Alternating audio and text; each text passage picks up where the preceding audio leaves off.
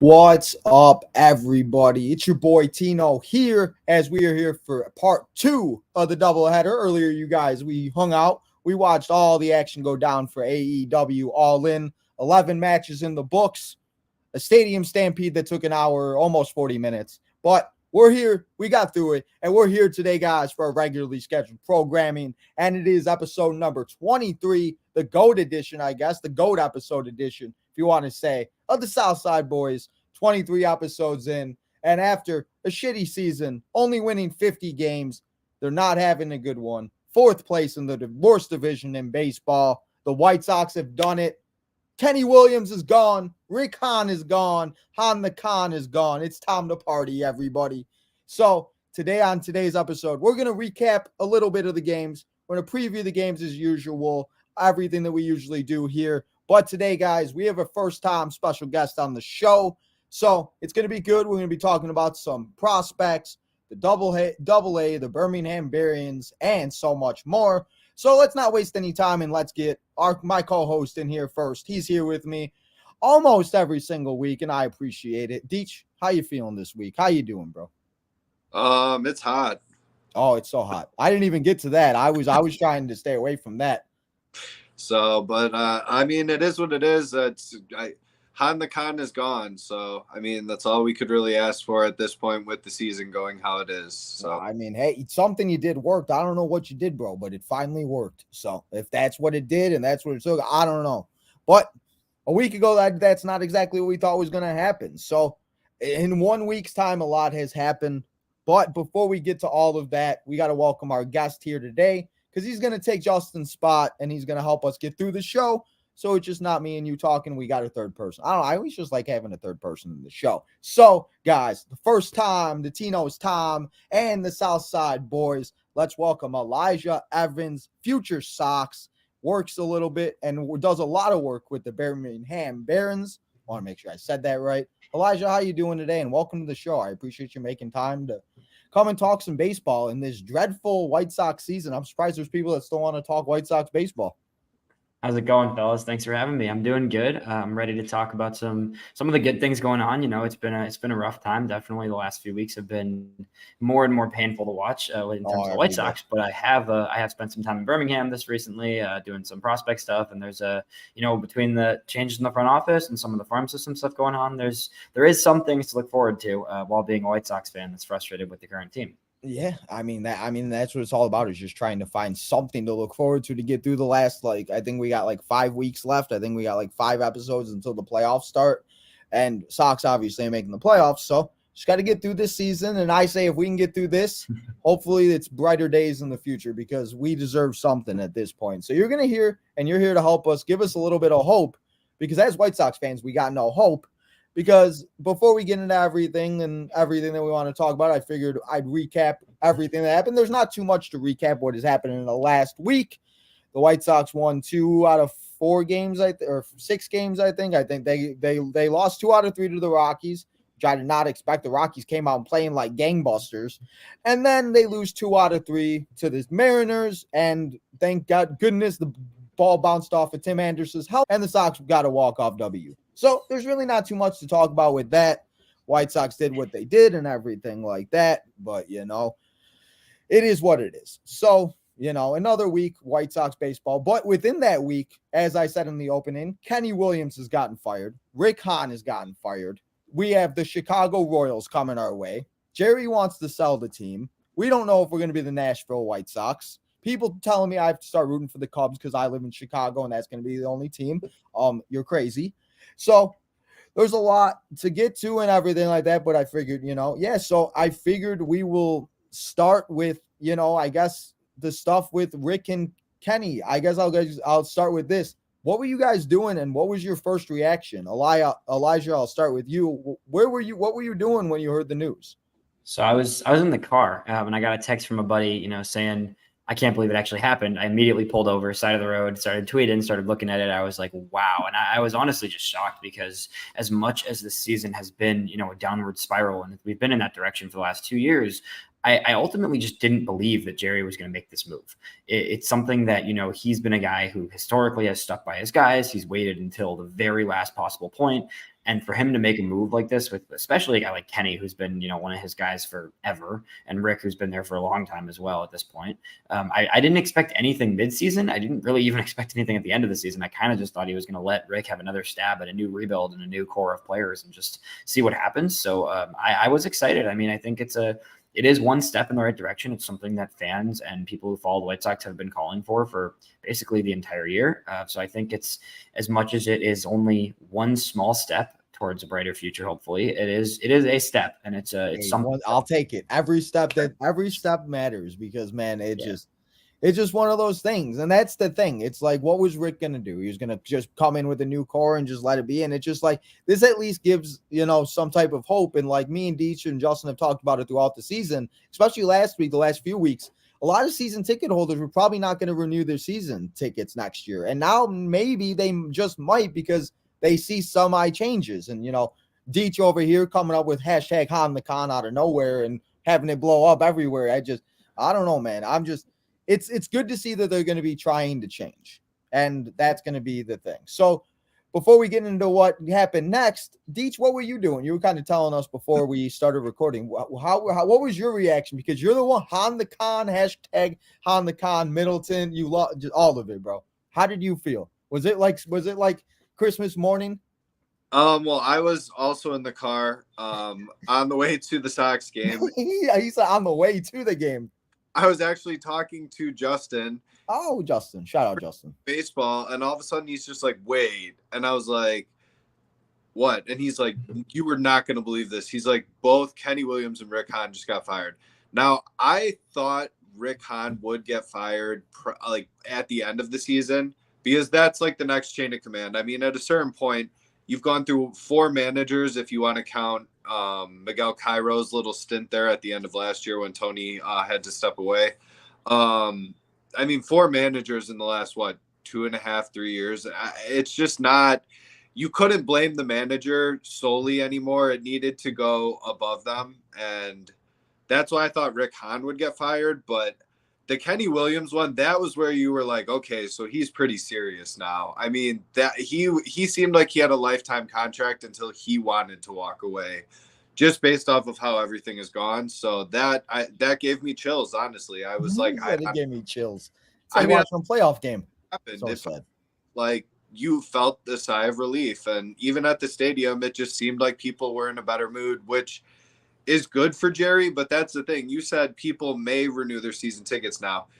He needs to be very careful about who he chooses to sit and take over to run this ball club, because certain individuals already do not seem to be favored as someone they would want in the front office. And I just think you took a step in the right direction. You need to follow through and really figure out who you feel is best to run this ball club. So are you talking about the guy that played for the Royals and that has been the guy Mr. Chris Getz?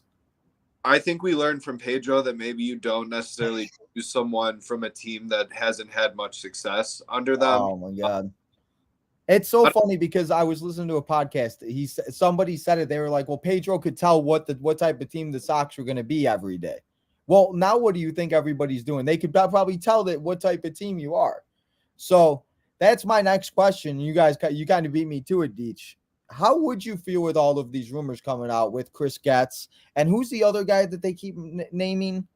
Elijah. Who is it? Is it or Deech? Who is it? I forget what the other guy's name is. The dude that was with the Royals and he was with them for the World Series.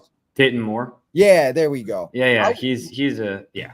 What do you guys think? With those rumors, what do you guys think with those rumors? And you guys were kind of talking about it before we were recording because I had to go let my dog out.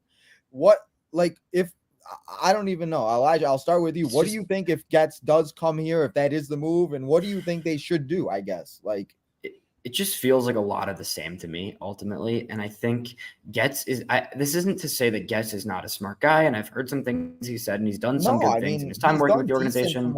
And I get that. Right. But again, he isn't quite qualified for this yet. In all honesty, he hasn't been around long enough. He hasn't quite done enough in this organization outside of his playing career to be worthy of a full-on general manager spot at this point in his career. That's the first step. And the second thing from there is that it's another guy who's another one of Jerry's guys. And it's somebody who will stay to the format and will do what, to a degree, do what he's told. And I don't know, again, nobody knows the full extent of how much Jerry has say over Kenny or over Rick, or how much Kenny had over Rick, or whatever it is. But ultimately, he's a guy who will do what he's supposed to do. And he'll have some good ideas of his own, I'm sure. And he'll have some bad ideas of his own. But he will be a mold and another piece of everything else that we've seen from the White Sox for the past many years. And Dayton Moore is a guy who, I mean, yeah, it's an external addition. I guess you can say, right? He's had one successful run with Kansas City and otherwise was a rather below average GM in the league. I feel like and it was it's good just years. In reality, right. Like it was the And year they lost. What was it? The Giants they lost to, and then they beat. Was it? Is that what it was? I remember they were in the World Series 2 years in a row, and that was it. Yeah, and it's. I mean, it's not like it's something, right? It's something different, but it's not something that you're getting a new input, you're getting a new style of doing things, you're getting a new culture, and that's what this team lacks and needs in this hire. Is somebody that's going to bring an entirely new look to the team and look to the organization, and that has to come from. I mean, there's guys out there, and the thing about the way that front offices hire these days, there's so many options to go get a guy who's proved himself to be smart and intelligent and done good things in other organizations, in organizations that have been successful, unlike the White Sox in reality. The team has not succeeded, and you have options out there from organizations who have done things the right way and continue to be perennial contenders for the last so years with guys from the Rays and the Astros and the Dodgers and the Braves. I mean, there is candidates and assistant GMs and guys who were GMs that would want to be presidents and so many different ways you can approach something like this. And especially in a situation like this, as much as the White Sox have struggled, there's a lot of candidates who wouldn't mind the idea of having just a fresh start and be able to do what they want with the team and establish a staff and establish a culture and all these other factors that come into play when you're a general manager or a president. And in my opinion, there's just really no reason that shouldn't come from an external team, an employee that has proved themselves time and time again in a successful franchise. Yeah, and that, I mean, we see what, I mean, you look at like the teams like the Orioles and the Braves and like looking at the Braves stats and seeing the guys, and they have like 5 guys that has like 10 plus home runs, 30 plus RBI, 50 plus RBI with some crazy stat. I'm just like, this is just crazy. And that's the type of guys they do need to go after, is a guy from like the Braves, the teams that have proven that they can win and that they can make, smart trades and everything like that, because that is a question I want to ask you guys too, because there's been some reports too about all of that. But Deech, what do you think? Do you agree with what Elijah said and everything, or do you have like anything else with like that? And I mean, you hit it out of the ballpark there. Honestly, it's nothing against Chris Getz, but he doesn't have the qualifications that make me say you're the best candidate out of anyone else we could go get to just hand him the job. And then if you do hand him the job again, you're staying within.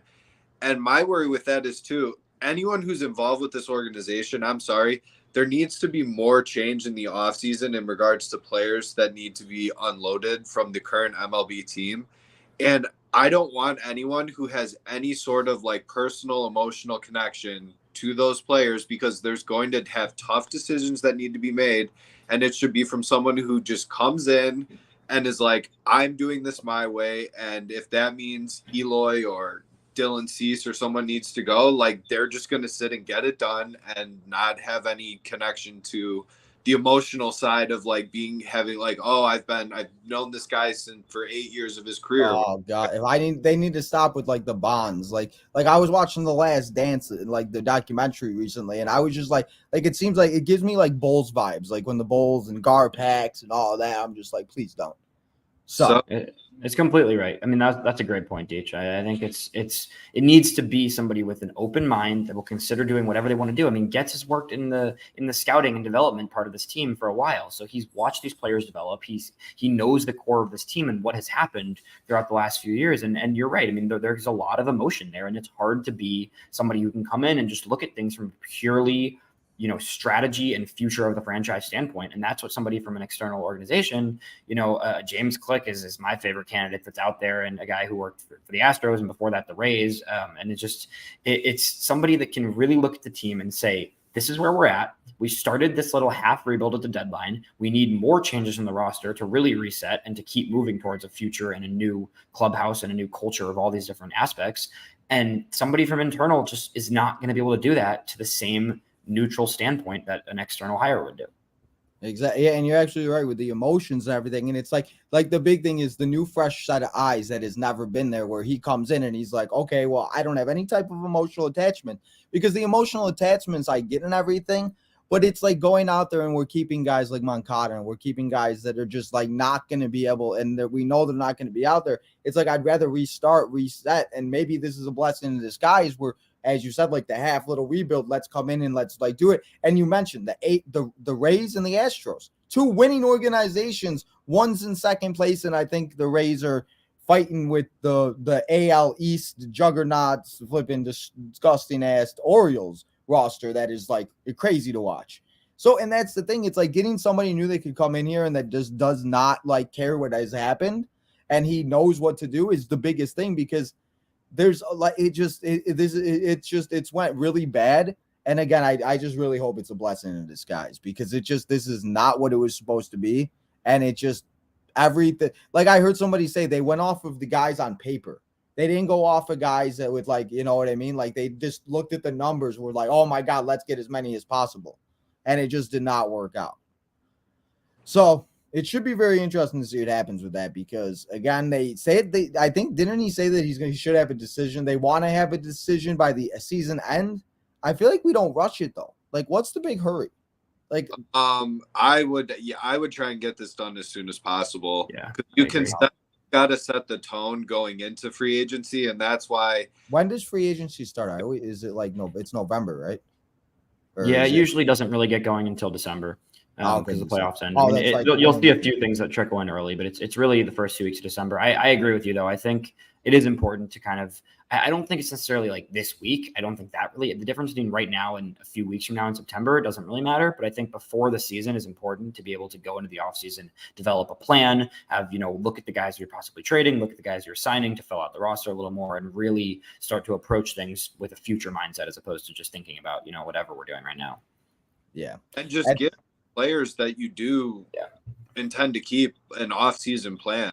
I mean, Rick Hahn had like Eloy losing weight this offseason, and honestly, nothing seemed to work. And that's where it gets to the point of that's where you can't walk into next season with the same team. And what concerns me about Getz, if he's hired, is I would almost guarantee if Getz is hired, then Pedro is safe, which if you bring someone external, they're most likely going to be like, no, I'm going to make the decision of who my coaching staff is. I mean, and that's the important thing, is he makes sure he makes the decision. It's not like a three-headed people that this guy makes a trade and that person makes a trade. Just so. Yeah, and I'm not personally against. I know this is unpopular with a lot of people, and people get mad at me for saying this, but I'm not personally against Pedro getting another chance, just because I do feel that he was given a terrible situation that was unwinnable, and he hasn't made a lot of great decisions. He's had some bad decisions. I can acknowledge that, and I think everybody can acknowledge that.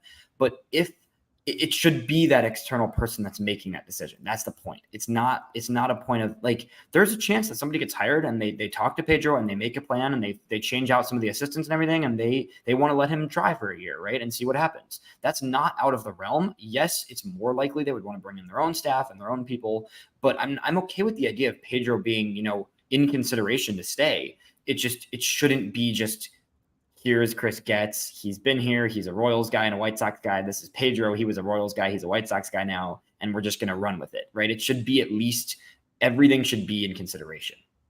Yeah, that's exactly. Nobody should be off the table.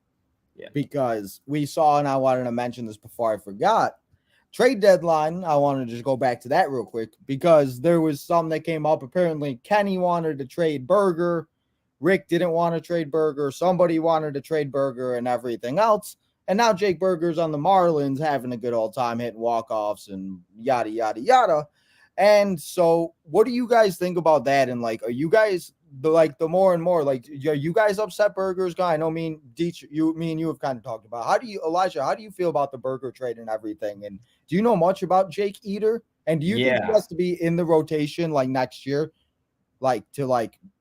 This Yeah, good segue into prospects. First of all, that we can keep going from here. But another thing that White Sox fans don't love me for, and I got a lot of backlash on Twitter on the deadline day. But I liked the trade. I did. I know people love Berger, and I think he is a really talented hitter and an awesome guy in every aspect of it. I don't know if he's ever going to have a better year than this year. I think the reality is he's a somewhat one-dimensional player. He has developed some other assets, but I don't see him as, an above average everyday player for the rest of his career. I think this is probably about as good as you're going to see from him. And on top of that, I do like Jake Eder a lot. I liked him at the moment of the trade. I still like him now. People look at the stats in Birmingham and they get immediately terrified. I don't see it that way. This is a guy who worked back from Tommy John. He was one of the best pitchers in the entire minor leagues in 2021. He looked like a real true potential ace. He's a big left-hander. He's got a lot of projectability. He hasn't quite been there this year, but a lot of it is working on his body. So I talked with Danny Farquhar, who's the pitching coach at Birmingham, and I talked to Eder himself a little bit, and they, had talked to me about how a lot this year for him is like getting his body back on track. He's adjusting his lower half. He's changing his mechanics. He's working on his pitch grip with his slider. So he's got a lot of stuff going on right now. And this year is completely not like a let's see what Jake Eder is made of year. It's really just getting him back healthy from Tommy John and getting his body working and all that stuff.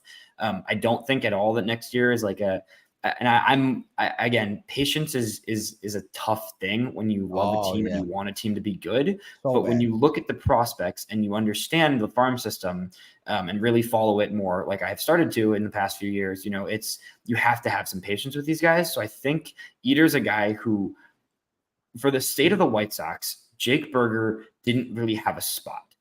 You can say, get rid of Moncada, put him at third. I believe Brian Ramos is the third baseman of the White Sox really soon. We can get into that later. But he didn't have a clear spot. Andrew Vaughn's at first base. Whether people like it or not, Andrew Vaughn is going to be the first baseman next year. They're going to give him another chance. He's got a lot of talent, and he just has to keep working through it, and they're going to keep letting him try at least for another year. What he needs to do is just exactly. And we see it like yesterday. It's just like there's times we see it where he's crushing the ball to like left center or right center, and it's a double in the gap, and it's just like, so. Right. But I mean, generally speaking, when you have a chance to get a pitcher, especially a left-handed pitcher who has the potential to be a high-level rotation piece, for a guy who's a not great defensive, somewhat one-dimensional offensive player on a team that desperately needs future pitching, you make that move. And I make that move 10 times out of 10. As much as I love Jake Berger, I saw the trade and I was immediately excited. I know people who follow the Marlins very carefully, follow their prospects very carefully, and believe that Jake Eder was their top asset by a significant margin. So it is a tough decision to make, and I get it. And it's hard to lose a guy like Berger, and he's looked even better since going to the Marlins. Of course, that's the only thing that hurts. Right? I get it. No, I get it. I totally do. It makes sense to me, but I do believe that by 2025, we're looking at Jake Eder as a guy who could be a real high upside rotation piece.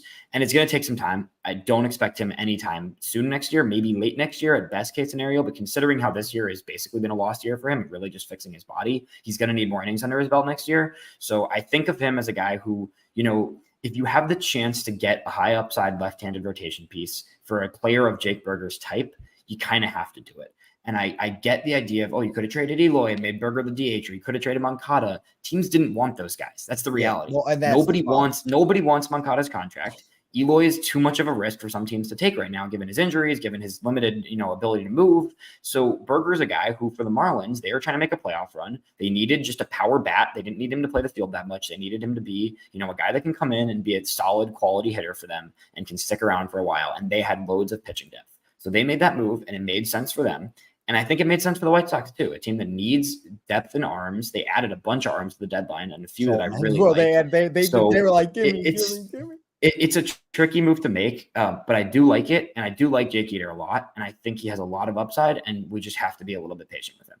Patience is key. That's what I've learned. I've just tried to be patient, and it just sucks with like sports teams because it's just like, dang it, like we were supposed to, like whatever. But it's not guaranteed, and that's the big thing. It's just one of those things that we need to realize, like they're prospects, and yes, like with the ones that Moncada was the number 1 overall prospect. I remember being in school at the time for broadcasting, and when we got Moncada, I'm like, this is it, let's go. And again, all these years later, it's like I can't even get a Moncada bobblehead sold. I mean, nobody wants anything of Moncada. It's like, geez.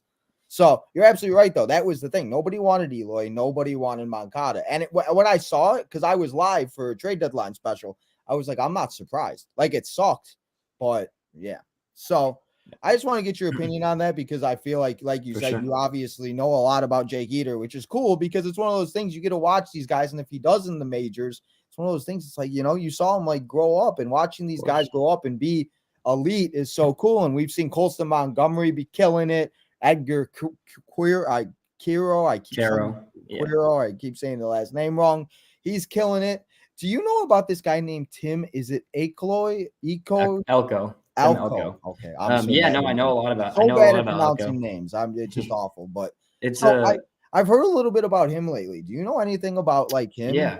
No, I talked with him a bunch. He's a great guy. We had talked a lot You're in just friends with. Birmingham. I didn't know you were. I've been talking to these guys, but really just getting insight on seeing people in person is a big deal. And Elko's great. I mean, he was a guy who was a late round draft pick last year, 24 at the time he started, his minor league season this year and his first full professional season. So he was a 5-year college guy, a lot of power, first baseman, and he's gone from being at the rookie ball last year to now being in Double A already this year. He's climbed 3 ranks through Kannapolis and Winston, and now in Birmingham this year. He just keeps hitting, man. He really just keeps hitting, and he's. I guess it's funny you ask about Elko because it is a somewhat similar profile to Berger, where he is a really strong dude. He's definitely a big, power hitting guy, but gonna get some strikeouts there. He's got a pretty high chase rate, high whiff rate right now in the minors. So he keeps kind of defying it though. He's not necessarily what you'd call like a top prospect. He's more of a, an old college guy, higher floor, but not that much upside. But he keeps proving everything wrong about him, that he's supposed to be, a late round guy that doesn't have a ton of potential, but he keeps hitting, and it's not just hitting for power. He's hitting for contact. He's hitting line drives. He's doing a lot of things right. He plays good defense at first base. So it's a fun guy to watch for sure. And he's just one of, a loaded Double A lineup. I mean, that lineup in Birmingham right now that I spend time watching is pretty special. It's pretty cool. So if there's anybody else particular you guys want to touch on, we can. But I was just going to ask you, is there any Deets? Do you have anybody specific? Because I was just going to ask you if you want to talk about any of them. Because honestly, like, I don't really know. Like, I try to focus on the AAA as much, but like with like the wrestling I do and everything, I just can't keep up with everything. So yeah, if there's a Deets, do you have anybody you want to ask about? So there was a relief pitcher we got from the Dodgers, and I believe he's in AAA now, correct? He's in Charlotte. Yeah, Leisure's in Charlotte. Okay. What do you think of him? Because certain people have said he will be in the bullpen. He could be up as early as the end of the season, but he should be in the bullpen starting next year.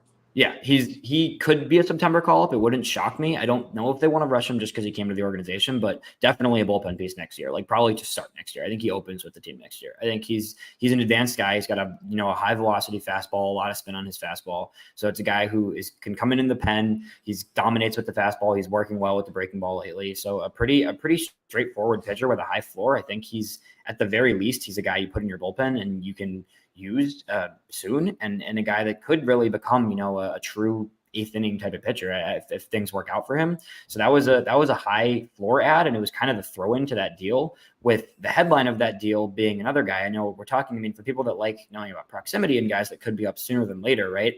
The headliner of the Kelly and Lynn deal is Nick Nastrini, who another guy that I got to watch, and I love Nick Nastrini. Of all the deadline ads, he is one of the guys that I'm like the highest on, I would say. I think I love Caro as well. We could talk about Caro in a bit, but Nastrini is a really fun pitcher, and he's a pitcher that at 24 years old is another guy who, like, with the status of the White Sox rotation, Nastrini should and could be in the White Sox rotation next year. I don't know if he starts the year with the team, but sooner than later next season, we're going to see Nastrini as a regular in the rotation, because this is a guy who is from the Dodgers system, like we've talked about with good organizations earlier. He's developed with the best development system in the world, and he is polished. He's clean. His mechanics are sharp. He's really just working on kind of continuing to build his command and adding a little bit more depth to some of his off-speed pitches. But he's a guy who's advanced, who's going to be ready soon. It's really just about him continuing to throw more strikes. He's had a bit of command issues earlier this year, but he's looked great in his last 2 starts in Birmingham. He's allowed a total of 2 runs in his last 2 starts in Birmingham. He had 10 strikeouts when I was there watching him in person. He had 7 again last night.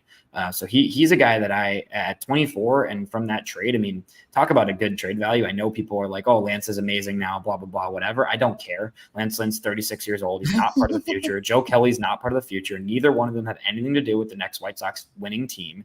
And you got a guy in Jordan Leisure who could be a bullpen piece next year. And you've got a guy in Nick Nastrini who I can see a world where, like, this is maybe a bold take. I can see a world where Mastrini's like the 2 starter by the end of next year, maybe 3. I mean, hey, so I with the always rest of he's good. Yeah. I always say you say bold predictions, because if it happens, you got it. I'll take the clip. I'll cut it if it happens. Hey, you called it a year before, and that's one of those things. Like, like with Lance Lynn and Joe Kelly and everything, like they weren't going to be a part of it. Yes, it's great to see Double L have his good time in LA and killing it.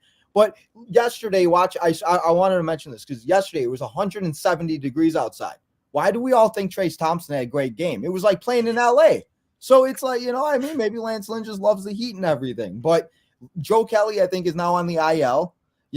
We could talk about the trades with the Marlins. Marlins aren't even in the playoffs right now if the season ended. Angels aren't going anywhere. Mike Trout and Shohei Ohtani are going back on the IL. Giolito's looked like crap. There's a lot of things that, like, with these prospects, Edgar's been killing it and everything like that. With, like, you saying that, like, that's crazy to think about. Like, the Dodgers might make the playoffs. The Dodgers are going to make the playoffs anyway. Like, that's not a surprise. They always go on the 15, 16 game run.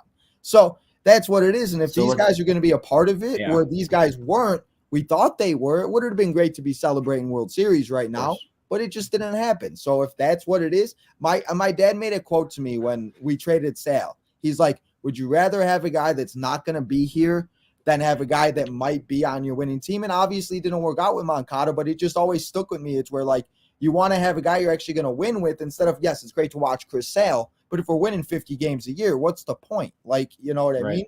So it's just one of those things that it's just like hearing about these guys, and it's just like, this is what we have to get excited for. We got 5 weeks left. It's going to be a long off season. Hopefully the Bears are good. Elijah, I don't know if you watch football or anything, but hopefully the Bears are good. Hopefully fantasy football is good to everybody. So it's just one of those things. And it just, so you saying that, I'm really interested to see. So you mentioned Edgar. What do you think about Edgar, and what do you think about that whole Giolito deal? Yes, Lopez has been doing good in the bullpen, but I mean, they're both free agents. We got their best catching prospect, and they're both probably going to leave. And let me ask you that. Do you think we possibly, I don't know if they even should think about it, but do you think Giolito possibly comes back next year? I don't know. That's just like not in my brain, to be honest with you. It could. I just wanted to ask it because I got asked it a lot too. Yeah. So, I don't think so. I think he's going to go elsewhere. He's going to stay out west somewhere, where it's warm. And that wouldn't surprise me at all. But I don't think he stays. I don't think he comes back. But that trade was another trade. I mean, at the White Sox, you can fault Rick Hahn for all you want, but Rick Hahn has done a good job trading for young prospects. That is the reality of it. A lot of other things he's done have been really poor, but he has done a good job finding talent in trades. And the deadline, the White Sox killed the deadline, in my opinion. I think they could have done more, and I would have liked to see them lean into that, retool even further. But that trade was great. I mean, Edgar Caro and Kai Busch isn't a slouch either. That was the second piece the White Sox got in that deal. But Edgar Caro is Edgar Caro is the future catcher of this team. I'm pretty confident in saying that. And I think, Corey Lee, who just got called up today, who we're going to see soon. But we haven't even talked about the major league team at all. We can get to that. Yeah, we can get to that. But, Caro's great. Caro was one of the best hitters in the entire minor leagues at 19 years old as a catcher, a switch hitting catcher.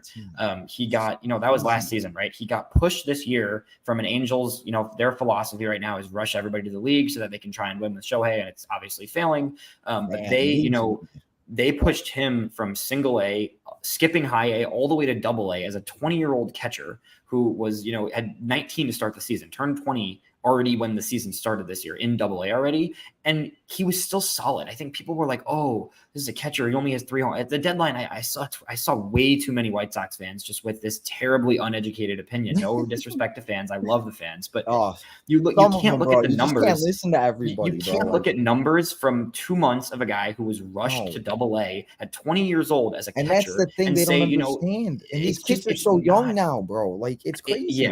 there's only so much you can read into it. And then he was already, and his numbers weren't even bad. His power had ticked down a little bit because he was facing hard pitching, and he was in a league that was, with the tacked balls and all that stuff. Say what you want about all that stuff, but he was still decent. He was still an average hitter with a really good approach, walking a ton and having good contact skills with a decrease in power compared to last year. Since coming to the White Sox, he's been great. The dude's hitting like 350 since he got traded.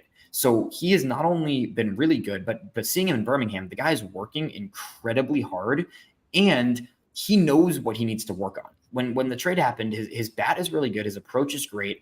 The biggest thing with him is his catching and his framing and his defensive work behind the plate hasn't been the cleanest. Again, 20 years old. I'm not worried about that. He's got plenty of time, but he knows that, and he's working incredibly hard. He told me directly, like, my defense is my biggest thing I'm working on. I'm doing it every day. I went out and saw him like in the batting cages, taking, framing sliders, framing fastballs, like before every single game in Birmingham for a long time. Like, this guy he's a hard worker. The pitchers love him. So you look at some of these new guys that we just got in the staff in Birmingham, the young pitchers in Birmingham really like working with him. And that's, again, he's 20 and he's a catcher. I can't reiterate enough. Like, you have to be patient with catchers. And this is a guy who's already showing a ton of stuff at AA at 20 years old. I mean, I'm really excited about Caro. I have him as my third ranked prospect in the entire system, behind Montgomery and behind Schultz, which is pretty consensus of where he's at right now. But as a switch hitter, he's getting better and better with the defense. His approach is excellent. He walks a ton, which is something that we desperately need with the White Sox. I mean, we haven't seen guys no good approaches with the majority of the roster, right? So I could go up there and walk 4 balls. Like, come on. He's an exciting guy. I mean, that trade was great. Kai Bush is the other part of that trade, is a big left-hander. His stuff is solid. It's not amazing, but another guy who could be a late rotation piece or a bullpen piece in the future. And that's as an add-on to our future catcher. That's an excellent trade for 2 soon-to-be free agents. And, everybody we acquired at the deadline, I really am pretty excited about.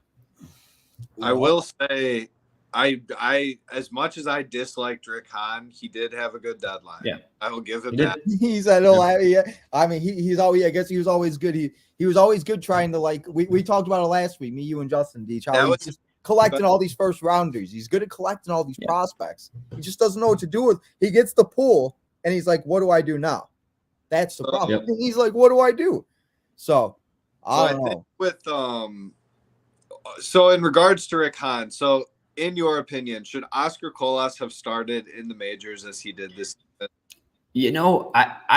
I'm going to take I'm going to be 100% honest with you. I will take my loss on this because I was in the camp of just let him start with the team. So he in retrospect, he shouldn't have. I'll make that clear. In the moment, I was like, sure, let's see it. Because he looked amazing in spring training. He's old enough age-wise. He'd been around. He was great in Charlotte. He needed work on the approach, looking back on it. And I knew that at the time.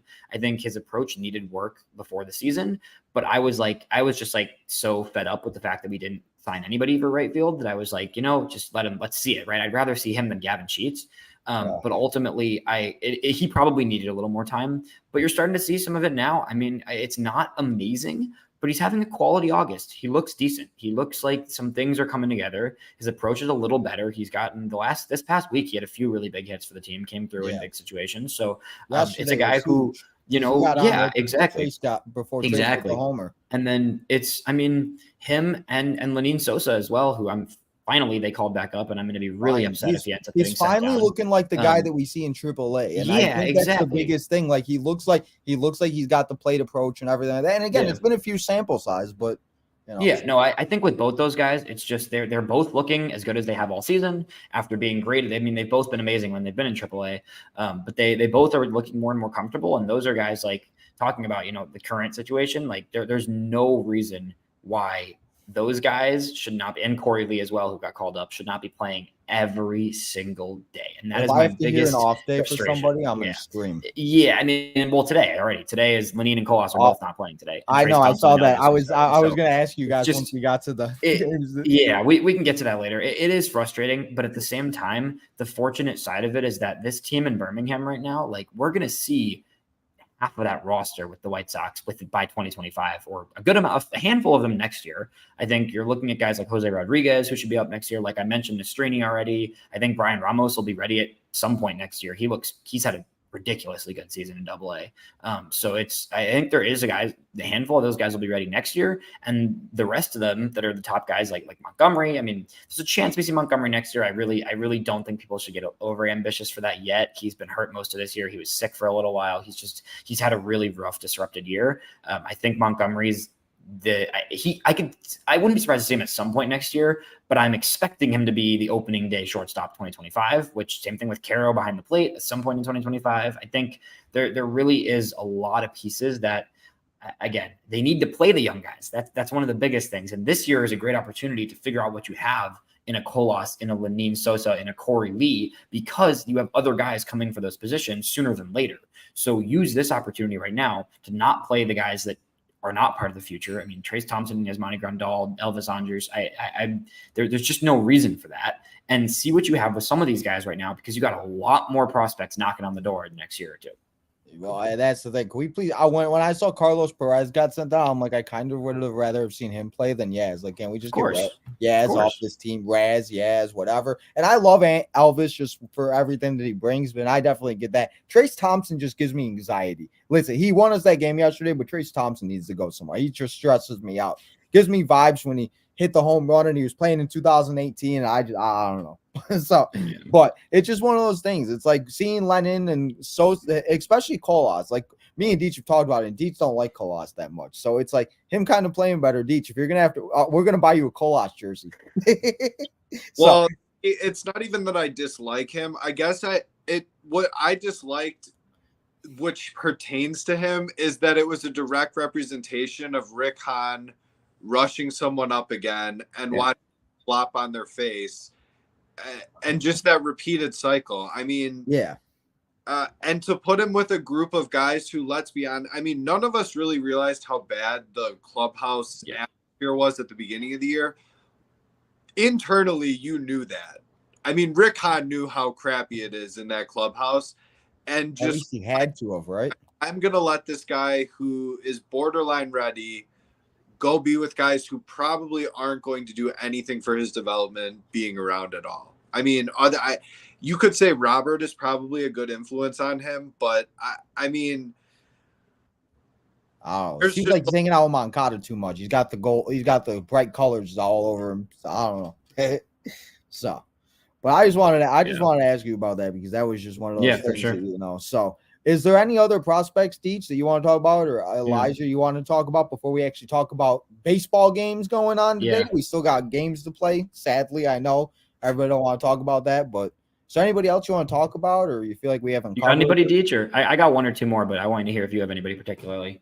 Well, I know you mentioned Ramos, and then kind of tying in with what you mentioned about Montgomery. So in regards to next year, Tim Anderson as a club option, do you pick that up and just say we need a shortstop for next year? Because Montgomery is, I mean, minimally going to probably be up in September. Like, I think you pick it up. I think you don't want to put the team. So this is the thing with Tim Anderson. You didn't trade him at the deadline, right? He still, even in a year where he's been terrible and the clubhouse stuff and the fight and everything else aside, he still is a guy who was a really valuable player for 4 of the last 5 years, and generally speaking, and a guy who you want to get some sort of value from, and you don't have a shortstop ready. So I think I'm okay picking up that option. I'm fine with it. I think you pick it up. You look to trade him at the deadline. You've got a guy, hypothetically, Lenine Sosa could be the second baseman most days. You've got a guy in Jose Rodriguez who is an older prospect in comparison to Montgomery and is ready to play either second or shortstop. So you look to trade Anderson at the deadline. If Montgomery's not ready yet, you go to Rodriguez and you just give the job to him and Sosa up the middle and you let them work with it. And if Montgomery's ready, then awesome. You have Montgomery in August and September. I don't think he's quite ready, but I think Jose Rodriguez is ready as soon as early next year, frankly. So I think you see a world where you can pick up that option. You can look to move him. You get some sort of value out of him, regardless of what value it is. If he has a good first half of the season, that's Tim Anderson. Even as a rental, I mean, the best version of Tim Anderson can get you one or two really decent prospects. So you move him at the deadline. You plug in either a Rodriguez or, if best case scenario, a Montgomery. And then by sooner than later, you have a combination of Montgomery, with either Rodriguez or Sosa at second, and you have Ramos at third sooner than later. So I think, and you look to trade Moncada potentially for, you pay half of his contract for the rest of the year and you offload him somewhere else. And I think down the stretch next year, you're looking at an infield with Ramos at third, with Colson at shortstop, and with a combination of Rodriguez and Sosa at second base, and that has me pretty excited. I think Ramos could see it on your face, bro. You're like no, I'm smiling sure. like ear to ear. It's how I think about things. It's just like, and it sucks that we're now talking about all these guys, but it's just one of those things. If those guys are going to come in and do what we were supposed to, I'm all about it. I don't care what their names are. Right. And play baseball. And you don't know, right? That's the reality. You don't know how prospects are going to develop, and you don't know how they're going to adjust to the major leagues. But what I've seen is a group of players in Birmingham who are really putting a lot of energy in, and they care, and they're passionate, and they work hard, and they work together. I mean, these guys are the clubhouse and family. The clubhouse in Birmingham is more connected than I've ever seen the White Sox in the last year. So I know that you don't know how that translates, right? It changes as you get older and as the stakes are higher, and it is difficult. But with a system in place, I think that infield, especially, like there's other, and then Caro catching eventually by 2025, like I had mentioned. So you're looking at an infield that could be really good if those guys click, because that's Ramos and Montgomery and Caro are 3 of the top 4 prospects in the system, and then Rodriguez and Sosa are both right around that top 10 mark in the White Sox system. So I'm excited. I think you work with Anderson, and then there's a lot of other guys too. There's other pieces here and there. I mean, I'll mention briefly, I don't know how much you guys know Christian Nana, who's a pitcher in Birmingham. He's been right around that borderline top 10 in the system type spot since the beginning of the year. He's awesome. He's 20 years old with a full season of AA under his belt already this year. So another guy that's really young for the level and already performing well. He's got a lot of quality stuff. He's continued to get better throughout this season. Another guy who rotation wise, I could see, late next season or by 2024 or 2025 for sure being a big part of the rotation. So there's a lot of different pieces in that Birmingham roster right now that are going to be part of this team. And I think Charlotte's going to be really exciting to follow next year, at the beginning of the year, at least. And then before you know it, those guys are going to be with the Sox. And I think, there's, like I said, you're looking at second base, shortstop, third base, catcher that are all like big time prospects that are going to be with the team soon. And then you're looking at, 3 or 4 pitchers in Birmingham that are all going to be future parts of the rotation. So it is exciting. And there's definitely some holes you have to fill for the short term, or at least, getting 1 or 2 big long-term pieces in free agency is a great idea, because that's the issue that the White Sox have done in the past, is they haven't bolstered those prospects with enough help and help in the right places, because you can't just say, look, we have all this talent in Birmingham, we're just going to give them the keys and let them do everything. Because I do believe they're talented, and I think that's a really good core of players, but they can't do it on their own. And that's the way that you ruin the development of these young players. So the offseason has to be about, finding some building blocks to add in with these guys to then build this future.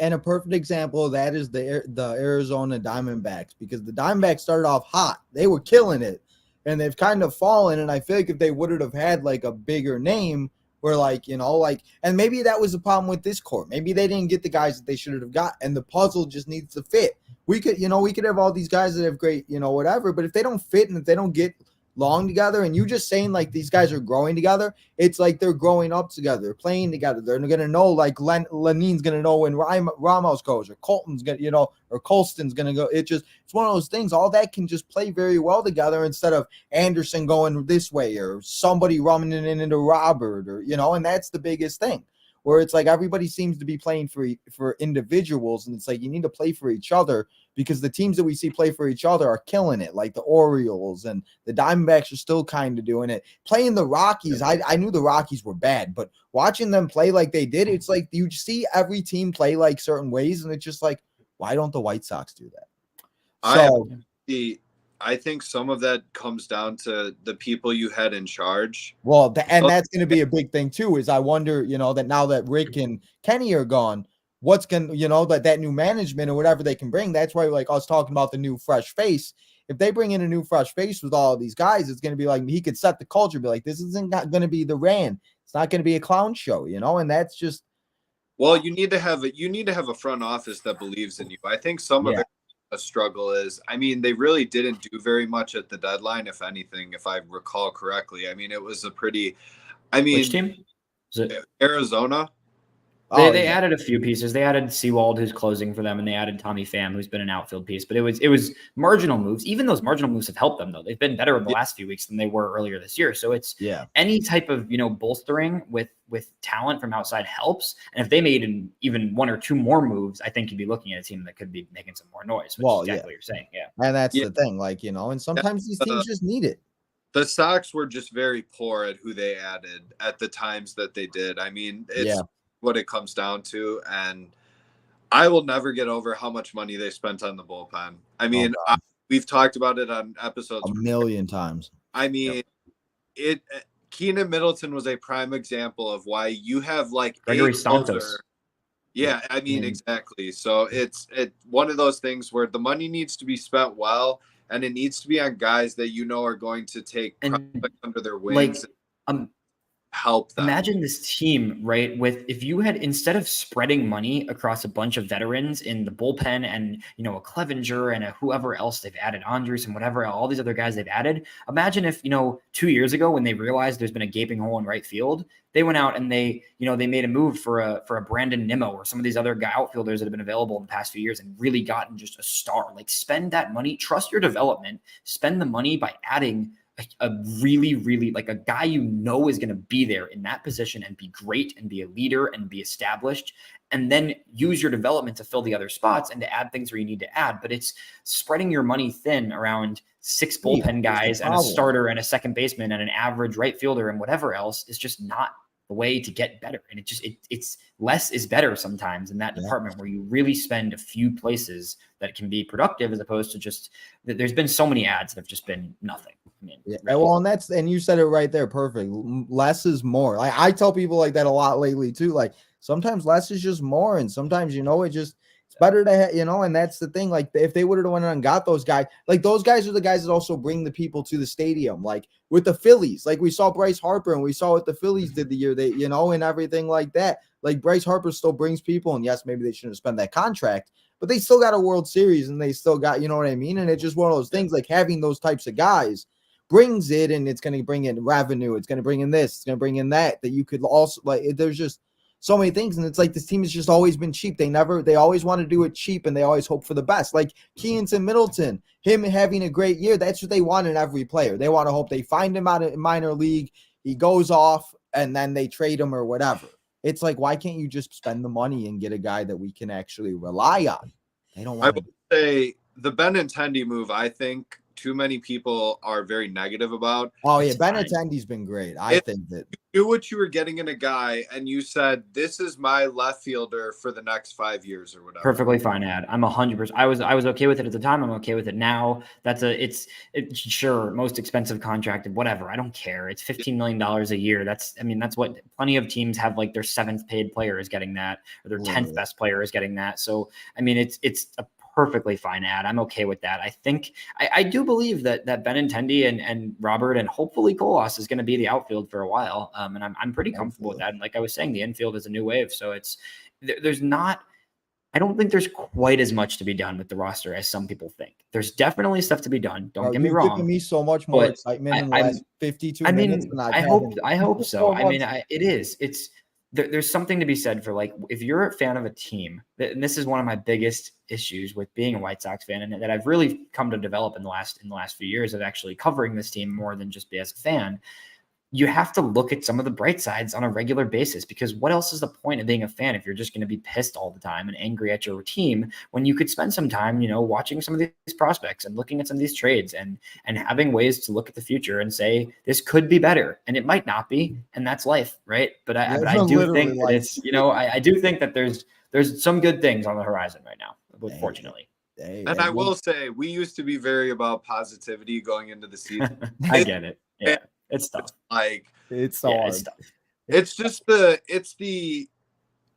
seeing this season in person is like horrendous to be at a ball game. Oh, I can't imagine. I feel so bad for you. They'll be up 5 runs and give up 1 run, and you're like, they're gonna blow this whole. You already like yesterday. I was waiting for it. I'm like, it's gonna happen live. Like, this is horrible. Yeah, it's bad.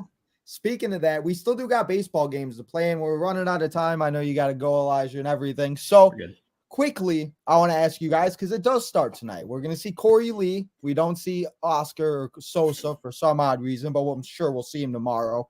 Corey Lee starting at catcher. We need to get Yaz out of here. So, Elijah, let me ask you real quick before you go and everything. What do you see going on for the next week in the White Sox baseball? And do you have any bold predictions or guarantees you think are going to happen? I guess 2 for 1, I guess. Yeah, I think the White Sox will maybe split with the A's if things go well. I think a 2-2 split with the Oakland A's sounds about right. It's the AL toilet bowl. There we go. Well, we just got the A's and Royals earlier this week, and now we've got A's White Sox. So it's just been a kind of a mishmash of terrible. But I think they split. I'll call it a 2-2 split, and then they're going to get absolutely demolished by Baltimore. They're going to get Baltimore is going to walk all over the White Sox this week because there's just no chance.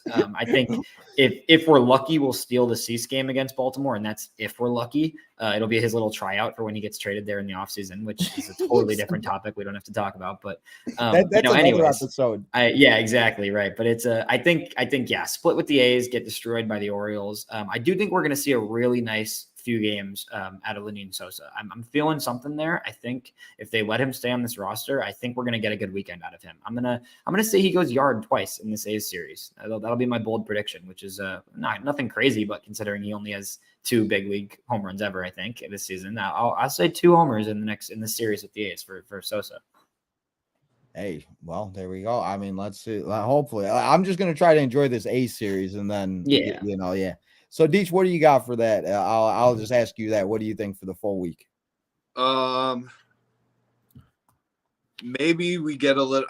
Maybe the fans start showing up this weekend, and the Sox pull off 3 out of 4 against the A's. I mean, the A's aren't a good baseball team either. So I mean, it could have. It's not like we're going up again. I mean, Baltimore, we're gonna get our asses kicked. I mean, yeah, I was gonna say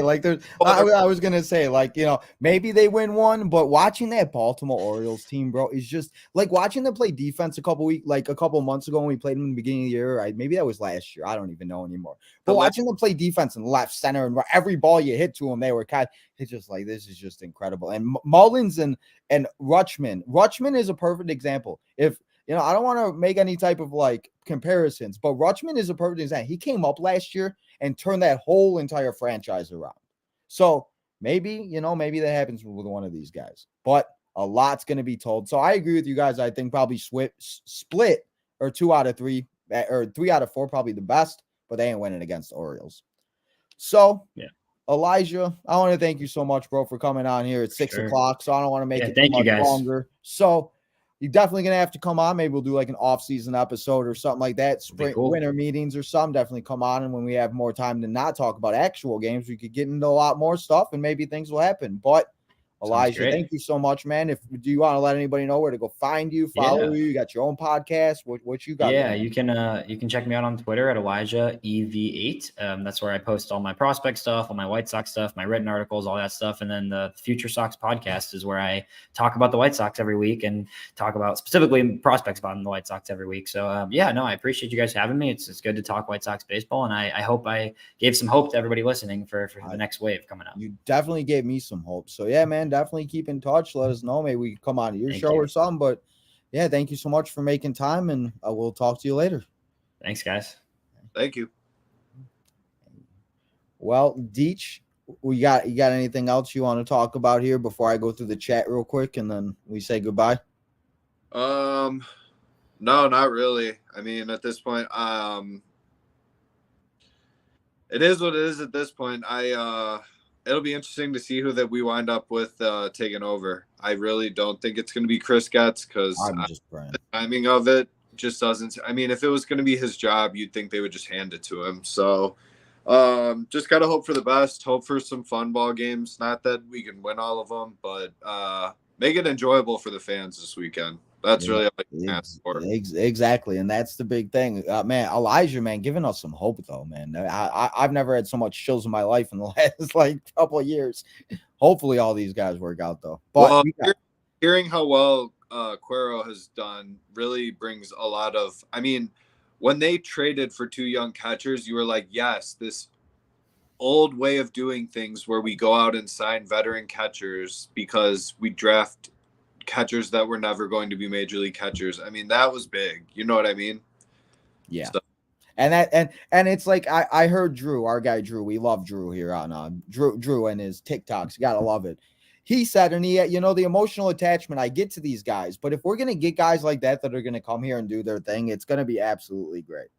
So thank you to Elijah coming on, making it the definitely worthy show. We still got baseball to play and everything like that, but we got Jadis and Cool Guy in the house. What's up? He said, no more. Do you believe in Hahn? Yes, Andrade. Yes. Scott, I didn't see Scott. Let's see. Okay, we got 5 guys in here. I think Chris is talking about 34 games left. Yeah, I think and so. I guess this is official for everybody that's in here for wrestling. Apparently, Bray Wyatt has passed away. This is not a joke. Triple H just posted it. It's all over WWE. So, yes, Jadis, it is real. It's not a fake. So, we will talk about it on Friday Night SmackDown tomorrow. That's that's just so sad. A big wrestler just passed away.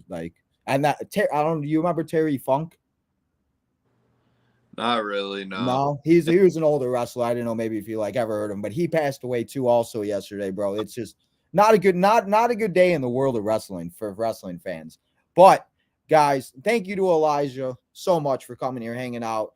Thank you to everybody here in the chat. As I said, we'll talk more about it tomorrow. Deech, thank you so much, bro. If you want to let everybody know where to go find you, go let everybody know where to find us on the Southside Boys real quick, and then I'll let you leave.